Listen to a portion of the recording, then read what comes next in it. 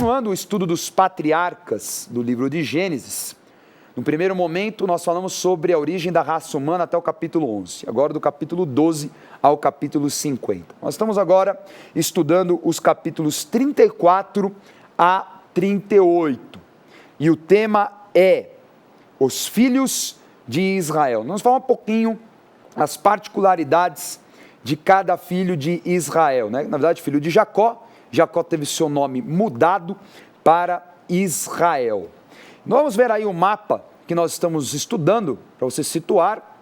Então, a região que a Bíblia trata nestas passagens é a região aí que fica entre a Mesopotâmia, atual Iraque, né, os rios Tigre e Eufrates, e a região do Mar Mediterrâneo. Esse miolo aí, bem ao centro, é a região que nós estamos estudando. Vamos começar lendo a passagem de Gênesis, capítulo 35, que fala o nome de cada um dos filhos de Israel. Vamos lá, Gênesis capítulo 35, versículos 21 a 26. Então partiu Israel e armou a sua tenda além da torre de Éder. E aconteceu que, habitando Israel naquela terra, foi Ruben e se deitou com Bila, concubina de seu pai. E Israel o soube. Eram 12 os filhos de Israel. Ruben, o primogênito de Jacó, Simeão, Levi, Judá, Isacar e Zebulon, filho de Lia. José e Benjamim, filhos de Raquel. Dan e Naphtali, filhos de Bila, serva de Raquel. E Gad e Aser, filhos de Silpa, serva de Lia. São estes os filhos de Jacó que lhe nasceram em Padã Arã. Basicamente, nós vamos falar muito sobre primogenitura. Nós temos que lembrar que nesse período patriarcal, que nós tratamos na antiguidade como um período tribal de Israel, falamos de 4.000 anos atrás. É um período em que o primogênito era aquele que recebia a maior herança, autoridade e poder sobre toda a família. Agora, francamente, nessa família não ia ser fácil. 12 filhos homens, bispo G. Imagine como é que era o clima na mesa. E só tinha uma mulher, né? Já imaginou, coitadinha dela, né? O sofrimento dela deve ter sido um caos, né? Mas não deve ser fácil mesmo, 12 homens, uma parada. E todo mundo querendo receber a maior parte. É verdade, fazer um time de futebol e ainda tem um reserva. Tem um reserva, é verdade. Então, olha a dificuldade. E nós vemos que Deus escolheria um para ser o primogênito, aquele que teria autoridade, que seria o quarto, vamos colocar assim, patriarca. Nós vemos que os primeiros 4 filhos que nasceram de Jacó, eles todos começam a perder a sua autoridade como primogênitos por diversas atitudes precipitadas e carnais, contrárias ao ensino de Abraão, de Isaque e do próprio Jacó. Nós vemos na passagem aí, o primeiro filho, né, que foi Ruben, já aprontou. Já começou aí a ter esse esvaziamento da sua autoridade. Ele se deitou com a concubina, né? Aquela mulher que só serviu de barriga de aluguel, vamos colocar assim, né? Mais ou menos isso mesmo. Ela era uma serva que poderia dar filhos, mas não filhos também genuínos. Sim. Seriam filhos que ficariam à parte. Mas é bem essa função. E você vê Ruben, que seria o primogênito, eu acho que ele não entendeu, ele não era o pai, ele era o primogênito, né? Então, há uma confusão de autoridade que muitas vezes as pessoas cometem, né? Elas são imbuídas de uma autoridade e, obviamente, isso é uma malignidade do diabo, né? Que quis fazer a mesma coisa, ocupar o lugar de Deus. E, infelizmente, ele fez isso e foi se deitar com uma concubina que não era do seu direito, era do direito do pai dele. É complicado, né, Bispo G, porque nós vemos que também Jacó é um cara um pouco omisso. Uhum. Às vezes dá a impressão que às vezes de um cara meio até passivo com os filhos. Você estiver vendo que as encrencas vão acontecendo e uma falta de postura de Jacó, nós já vimos isso em Isaque. Uhum. Né? Em Isaque já era algo notável. Mas Jacó é a mesma coisa. A gente vai vendo, à medida que a gente vai lendo a história de cada um dos filhos, Jacó sempre assim, eles fazem o que quer, daqui a pouco a gente vai ver sobre Siquém, a mesma coisa, olha agora o que vai acontecer com a gente, vocês aprontaram, meninos. Um cara muito passivo na formação. Então você vê, Ruben vai lá, toma a mulher que era dele, né, a concubina dele. E tudo já apontando para o eleito mesmo, e o eleito, que seria um homem com essa figura de primogênito, seria mesmo o filho de um casamento que realmente Jacó amava, que era Raquel, que era José. Só que ele era o 11º filho, ele estava lá atrás. Na fila, lá no ele era o fundo. último, né? Na época era ainda o último, né? Então, os últimos serão os primeiros, já estava apontando para isso, né? E é uma figura muito forte, por quê? Porque também houve um esvaziamento da autoridade dos filhos mais velhos, pelo pecado. Olha o que o pecado faz. Isso é muito sério, porque a gente percebe que eles todos teriam mais habilitação, mas contrário àquilo que era a postura que eles tinham que ter de santidade, comunhão, de zelar pelo Pai, zelar pelo nome do Pai, quer dizer, todos eles criaram algum tipo de situação que, de uma certa forma, trouxe uma vergonha sobre o Pai. E a gente vê essa situação se manifestar, que aqueles que são mais novos começam a ocupar o lugar daqueles que eram os primogênitos, entre aspas. E nós vemos já a primeira lição, olha como o pecado começa a fazer com que a pessoa ela perca a autoridade, a referência, os valores, não é?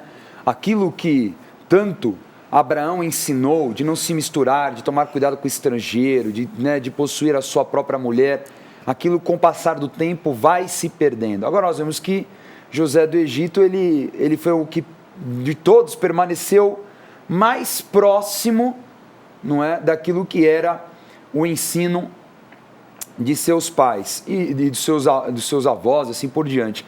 Sabe o que eu acho interessante, depois a gente vai estudar sobre José, que se realmente, segundo os estudiosos, essa linha egípcia da época seriam os Ixos, né? Foi o momento que o Egito foi dominado pelos Ixos, e os Ixos, eles eram primos semitas distantes, não é?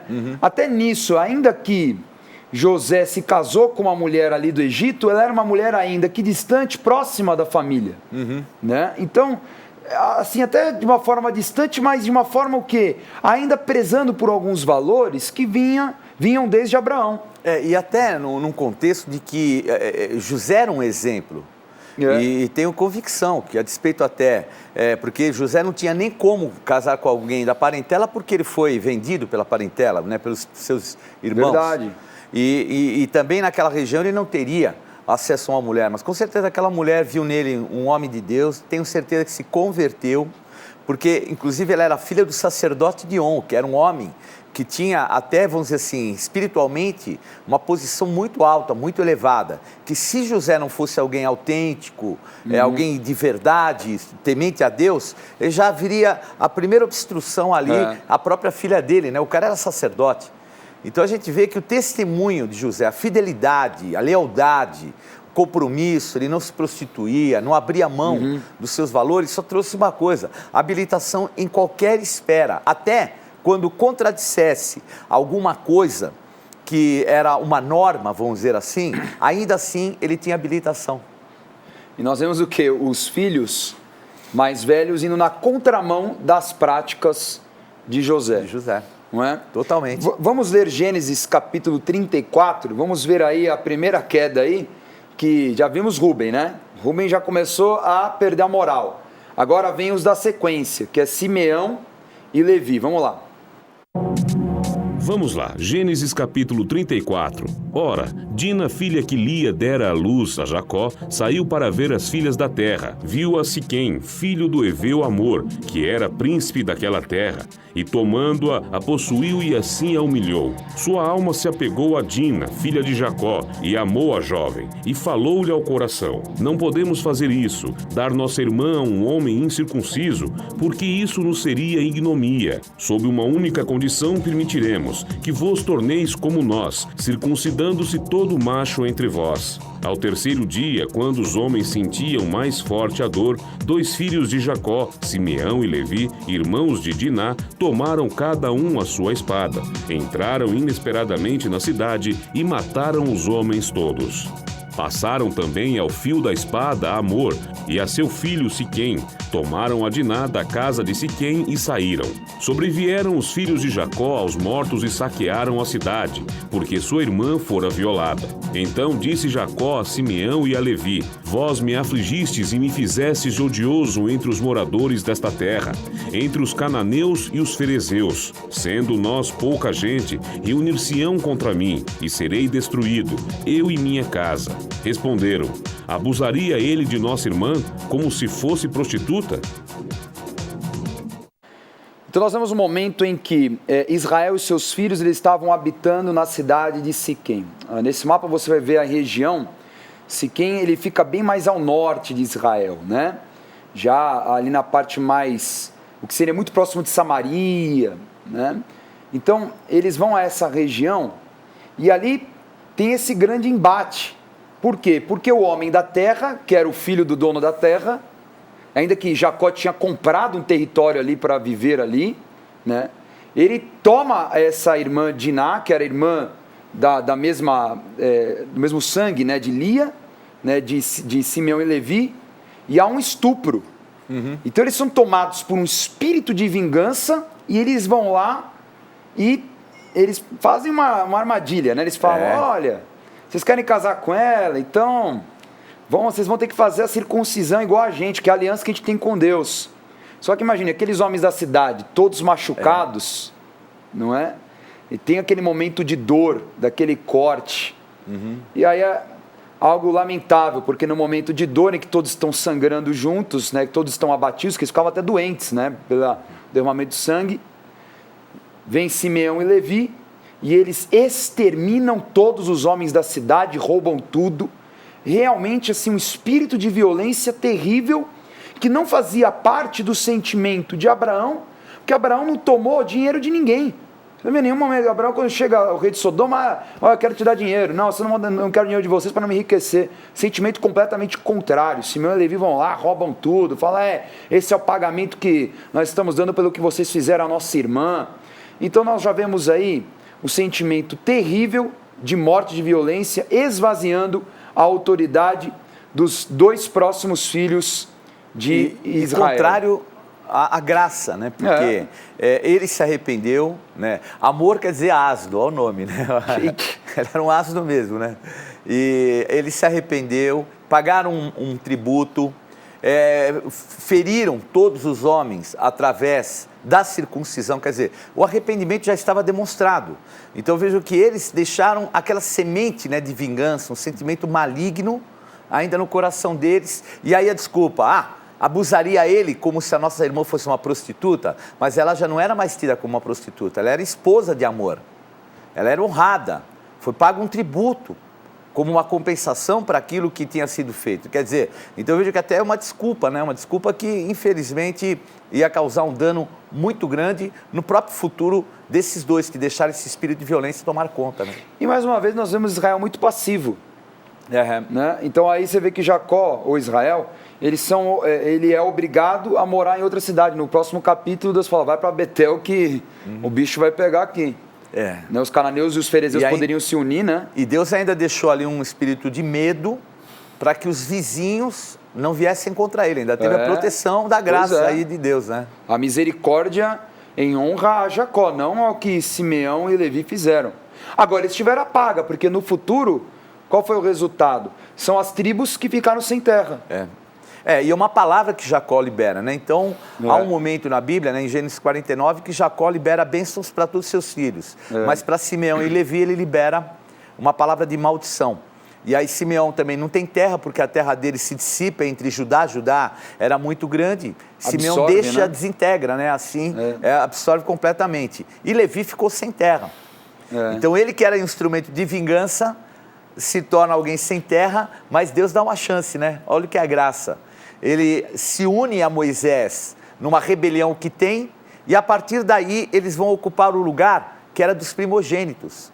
Então vê o que é a graça, né? Nós estamos falando de primogênito, olha Deus de novo abrindo oportunidade do que eram os primogênitos entrar alguém que toma uma posição de consagração. É o que nós estamos ministrando, né? Então, o que era primogênito fere, e aquele que se consagra alcança o lugar correto, o lugar de excelência. Isso é muito importante. E eles tomam o lugar os descendentes de Levi se tornam os sacerdotes. Gozado, aqueles que derramaram sangue por vingança, agora derramam sangue buscando perdão. Em adoração a Deus. Em adoração a Deus. Olha que inversão. Uau. Falando em graça, o quarto filho também foi uma pessoa de muita graça pelo mal que ele também fez, foi Judá. Né? Vamos ler a respeito do quarto filho, mais um que caiu. Vamos lá. Vamos lá. Gênesis capítulo 38, versículos 1 a 6. Aconteceu por esse tempo que Judá se apartou de seus irmãos e se hospedou na casa de um adulamita, chamado Ira. Ali viu Judá a filha de um cananeu, chamado Sua. Ele a tomou por mulher e a possuiu. E ela concebeu e deu à luz um filho, e o pai lhe chamou Er. Tornou a conceber e deu à luz um filho. A este deu a mãe o nome de Onã. Continuou ainda e deu à luz outro filho, cujo nome foi Selá. Ela estava em Quizebe quando o teve. Judá, pois, tomou esposa para Er, o seu primogênito. O nome dela era Tamar. Então, Judá é uma longa história, que aí é um rolo, mas é um rolo. Então a gente vê Judá se apartando, olha o problema, ó. Saiu do meio dos seus irmãos, já começou errado. É aquele negócio, né? Sai da comunhão da igreja, sai da comunhão do corpo. Vai morar num lugar estrangeiro, está ali num lugar que tem adoração a demônios, né? Tem outros cultos, outros ídolos, não tem os costumes que ele tinha da sua família. Nessa casa conhece uma mulher estrangeira. Agora, olha só, Abraão não casou com estrangeira, ensinou Isaac, falou: Isaac, você não vai tomar nenhuma mulher da terra, você vai tomar alguém da família. Isaac casa com uma mulher da família. Mesma coisa o seu pai, o pai de Judá, Jacó. Jacó, ele vai até Labão, da família mulher. E lá vem Judá. Vem Judá na contramão. Não, eu vou casar aqui com a estrangeira mesmo, gostei dessa cananeia. E ele tem 3 filhos com essa mulher, né? E nós vemos que o mais velho, para que aconteça a genealogia, aconteça, né, a sucessão, ele toma uma mulher também da terra, chamada Tamar. Só você ver no mapa a região de Adulão, olha onde Judá ele foi. Eles estavam ali na região de Betel, que fica entre Jerusalém e Hebrom. Ele vai mais para a esquerda de Hebrom, né? No sentido noroeste, ele vai para a região de Adulão. E ali aí começa esse processo de esvaziamento de Judá. Aí olha só o que acontece. O filho primogênito de Judá, chamado Er, ele morre. Aí Judá obriga o filho do meio, que era Onã, você vai casar com Tamar, a esposa do seu irmão mais velho, para que a linhagem continue. Onã, ele fica revoltado, fala: eu tô uma mulher do meu irmão, como assim? E na hora do ato sexual, a palavra fala que ele derramava o sêmen no chão para não fecundá-la. Ele acaba morrendo também, por uma maldição. E aí, Judá falou: então, Tamar, você vai estar meio velhinha, mas você vai esperar o outro crescer, né? O mais novo crescer. E ela vê que não vai rolar. E aí acontece uma manobra, né? Ela faz uma manipulação, né? Ela finge ser uma prostituta numa cidade que Judá vai, e aí um grande problema acontece para Judá. Vamos ler. Vamos lá, Gênesis capítulo 38, versículos 13 a 15, 24 a 26. E o comunicaram a Tamar: eis que o teu sogro sobe a Tima, para tosquear as ovelhas. Então ela despiu as vestes de sua viuvez, e cobrindo-se com um véu, se disfarçou, e se assentou à entrada de Naim, no caminho de Timna. Vendo a Judá, teve por meretriz, pois ela havia coberto o rosto. Passados quase 3 meses, foi dito a Judá: Tamar, tua nora, adulterou, pois está grávida. Então disse Judá: tirai-a fora para que seja queimada. E tirando-a, mandou ela dizer ao seu sogro: do homem de quem são estas coisas eu concebi. E disse mais: reconhece de quem é este selo, e este cordão, e este cajado? Reconheceu Judá e disse: mais justa é ela do que eu, porquanto não a dei a Sela, meu filho, e nunca mais a possuiu. Bagunça, hein? Que bagunça, hein? Ela foi muito esperta, né, Bispo G? Você vê que Judá tinha uma tendência de uma deformação muito grande nessa área, né? Então, ali quando ele se une a Ira, né? E o Sua, Ira quer dizer família nobre, Sua é riqueza. Então, ele já tinha uma tendência a alguns valores, que eram valores ligados à contaminação da terra. E a gente vê, ele se prostitui, né? Que era um costume da terra, uma prostituta cultual, que eles chamavam. A pessoa tinha que deixar um penhor, pagar um preço. Então, quer dizer, ele já estava entrando nos costumes da terra. E a gente vê o desdobrar da malignidade estava acontecendo, né? E na hora do pagamento ela faz uma troca, né? Ele fala, eu vou te enviar, né, um cabrito cevado tal. Aí ela, então tá bom, o que pode ser como uma garantia, né? Qual a garantia que você pode dar? Aí ele fala, né, o selo, o cordão e o cajado que ela segura. Agora, para quem que deveria ser um sacrifício, não era para Deus? Então você vê que ele, ao invés de estar fazendo o seu sacrifício ao Senhor, porque aquele cordeiro pertencia ao Senhor, ele prefere dar para uma prostituta. Cultual, que é cultuar demônios com aquele valor. Ela nem era, mas ele achava que era. Achava que era. Não é? E é interessante, porque aí na hora que... Porque ela sabe que aquilo... Ela sabia que ela ia engravidar e que aquilo seria um motivo, um adultério, ela seria apedrejada, queimada, enfim. E aí o que acontece? Quando ela mostra, fala, será mesmo que você vai me matar? Aí ele reconheceu que o pecado dele era muito maior do que o dela. Também se não reconhecesse ali, né? Aí pois é. Não tinha como não reconhecer, o que falar, né? Foi lá, mostrou com prova, né, na mão, falei, e aí, vai falar o que agora, Judá? Então você vê que Judá, infelizmente, ele se contaminou com as malignidades da terra, mas sempre tem um caminho da graça do Senhor, porque é dessa união que vem a genealogia dos reis e de Cristo, porque Pérez, né, que é o filho mais velho, faz parte da genealogia, porque nascem gêmeos, né, dessa relação entre Judá e Tamar, e aí um deles faz parte da genealogia de Cristo. Sabe, Dani, é difícil a gente perceber e ter aulas dessa forma, né? Porque o que ocorre é que a religiosidade, ela não permite que mostre que na Bíblia tem homens que aprontam mesmo. Então é muito mais fácil esconder algumas mazelas dos homens, porque o religioso, ele se coloca com uma característica assim de perfeição exterior. E nem é difícil tratar o que nós estamos tratando, só que nós tratamos para mostrar o que é a força da graça, e que não é mérito do homem, e que a Bíblia é um livro do relacionamento de homens falhos com Deus perfeito e misericordioso. E que nós temos que aprender a valorizar isso, porque as pessoas muitas vezes acham que é por um conjunto de regras, uma forma de comportamento é que vai agradar a Deus. Não, se agrada a Deus é em espírito, em verdade, com sentimento. E obviamente buscando uma santidade, mas não uma santidade de regras religiosas, mas uma santidade de reconhecer quanto o amor de Deus é sobre a nossa vida, mesmo nós errando, né? Até um comparativo com algumas religiões, né, e mitologias, que tratam muitas vezes esses homens como semideuses e os deuses como falhos. E na verdade a Bíblia fala que existe um Deus poderoso que não é falho e que esses homens não são semideuses, são homens comuns, inspirados pelo Espírito Santo, que aprendem com os seus erros e que também se abrem para a transformação. Quem se abriu na palavra de Deus para a transformação foi transformado. Quem não se abriu acabou sendo vítima da morte gerada pelo próprio pecado.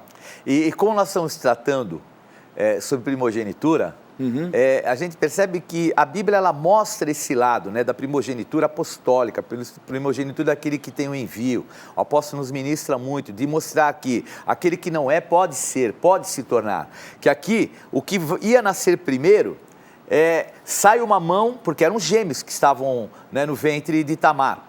Sai o primeiro e a mulher fala, bom, primeiro já vou pôr aqui um cordão para dizer, esse aqui é o primeiro, é o primogênito. E aí coloca o cordão, só que a mão é recolhida e sai o outro, Pérez. Pérez quer dizer é o que rompe. Então ele vai, rompe, Pérez, e ele é o primogênito. O outro era para sair e tinha marca, mas quem saiu foi Pérez, que rompeu. Uau. E daí para frente, Pérez é que faz parte da genealogia, e se torna, como nós colocamos aqui, o primogênito apostólico. Imagina a cena dentro da barriga. O cara saindo no puxão. Não é você não, viu, cara? Volta que sou eu. Volta que não é você não. Se põe no teu lugar, rapaz. Foi mais ou menos assim.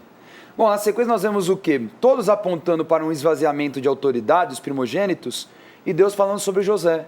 Que José seria a figura do primogênito. Daquele que não teria direito, mas alcançou. É mais ou menos o que o apóstolo Paulo fala em 1 Coríntios 15, né?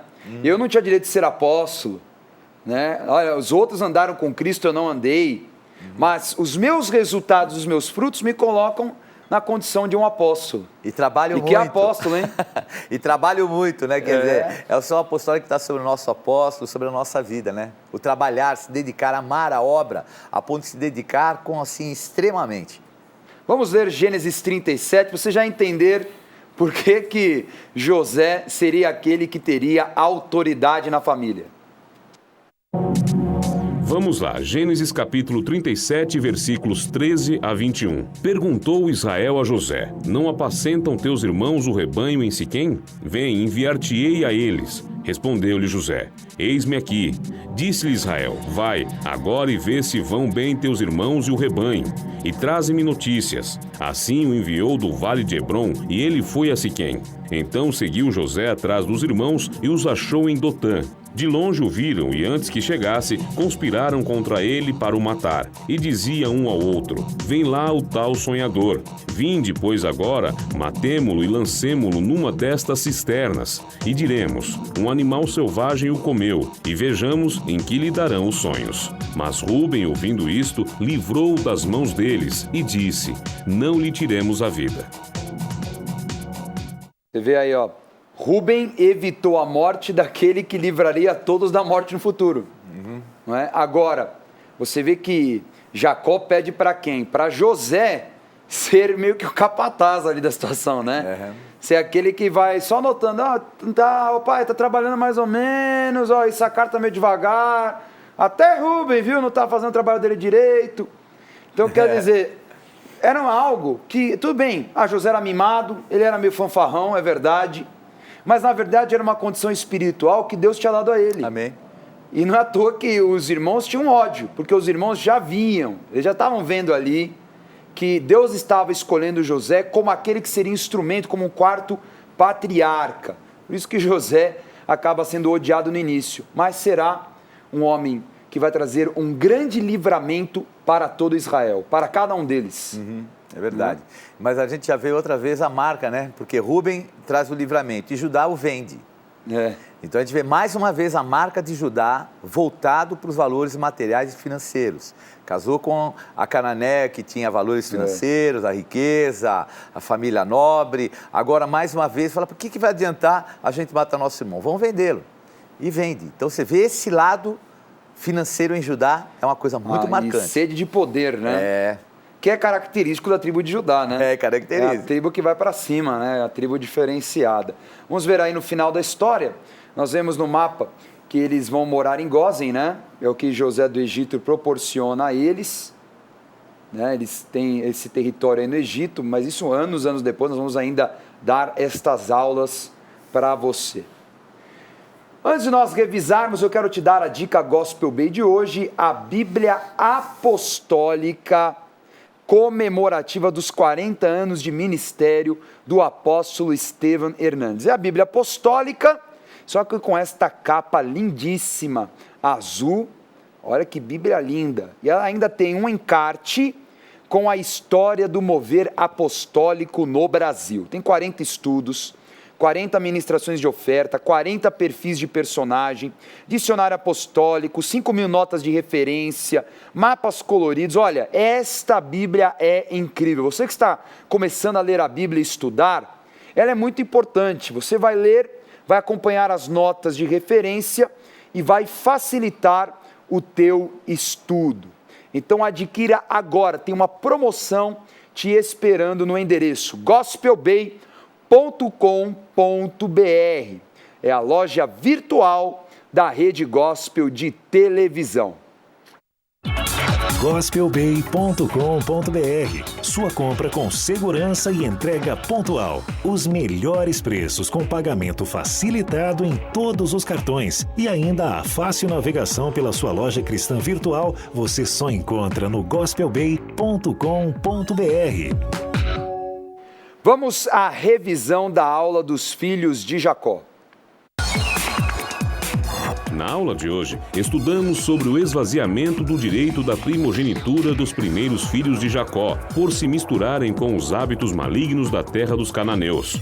Em Gênesis 34, vimos que Simeão e Levi exterminaram os cidadãos de Siquém, em vingança ao abuso de sua irmã Diná. Em Gênesis 35, Ruben, o mais velho, possuiu a concubina de seu pai. Em Gênesis 38, Judá tomou por mulher uma cananeia e acabou tendo filhos, que morreram um a um. A mulher Tamar, do filho mais velho, enganou a Judá e foi possuída por ele, gerando mais 2 filhos. Em Gênesis 37, vimos que José é perseguido e odiado pelos irmãos. Em Gênesis 47, por fim, os irmãos convivem juntos em Gósen, no Egito.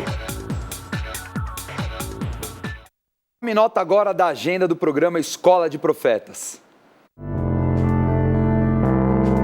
Não perca a oportunidade de se aperfeiçoar mais no conhecimento da Palavra de Deus e desenvolver seu ministério.